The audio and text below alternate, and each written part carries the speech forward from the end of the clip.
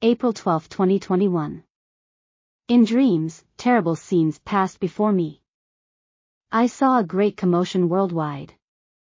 I saw how the angry nations rushed one against the other and there was no peace on earth. I saw terrible suffering in those who knew that these things would come, but procrastination overcame them. Oppressive laws are about to be lifted, where the government will demand, even more sharply, the right of every family that has children in their homes. I was let to know that this will cause those parents, who are not grounded in the rock, to stagger and fall at the feet of Baal, for love of their children. I was let known that it is needed faith like Abraham, courage like Noah, perseverance like Jacob, and rest fully in the eternal, like Daniel and his friends. Families with children, from now, must instruct their children in such a way that they can bear in faith any test that comes their way, because the fight will be extremely strong. Nevertheless trust, because no test will come that cannot be endured if we hold on to the rock, that is, Christ Jesus. And he will give us the exit that he, in his providence, sees necessary for that hour.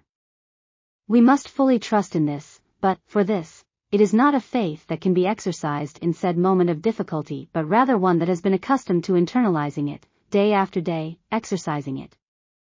A half faith, or a weak faith, will not be able to withstand the trials that are coming your way. Those who, in some difficulty, reason with excuses to transgress "thus saith the Lord," will not pass the final test. I was let to know that, every time our survival reasoning gets in the way of the instructions given by the Eternal, we are preparing the prelude to our own destruction.